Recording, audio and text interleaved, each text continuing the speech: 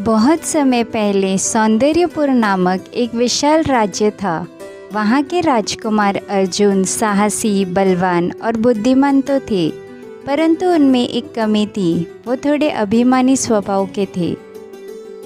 उन्हें लगता था कि राजकुमार होने के कारण वही सबसे श्रेष्ठ है, लेकिन नियति ने उनके लिए कुछ और ही योजना बना रखी थी।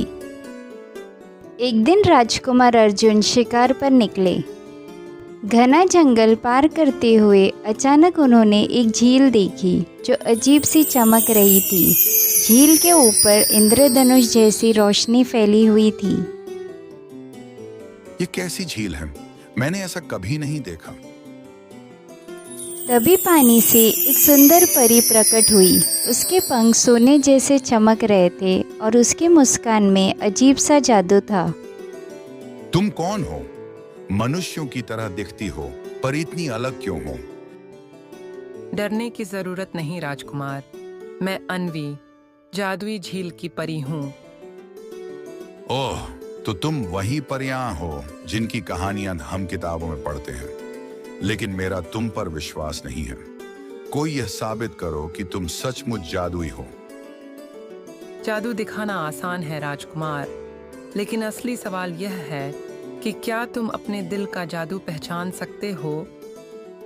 दिल का जादू? इसका क्या मतलब? यदि तुम सचमुच एक योग्य राजकुमार बनना चाहते हो तो तुम्हें 3 परीक्षाएं देनी होंगी। हर परीक्षा में तुम्हें अपने भीतर की अच्छाई साबित करनी होगी।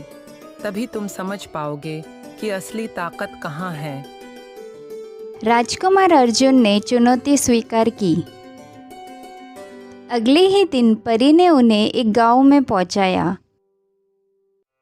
वहां एक गरीब औरत अपने बीमार बच्चे को गोद में लिए मदद मांग रही थी।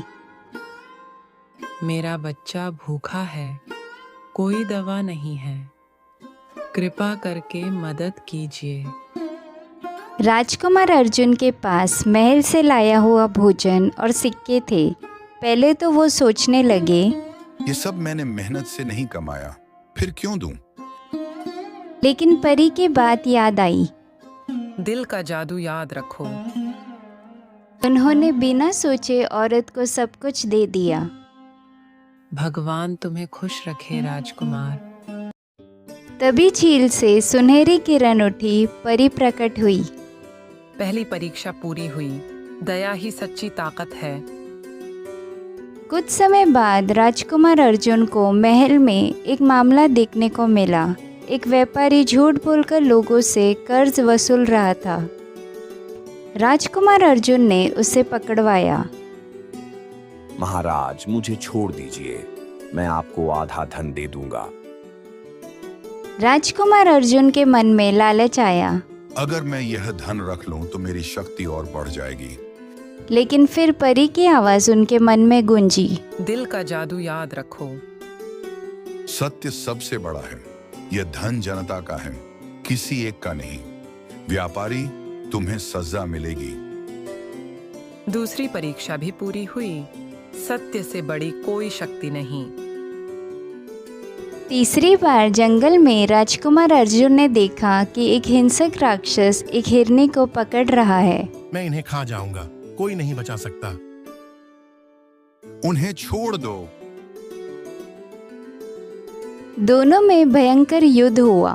राक्षस शक्तिशाली था।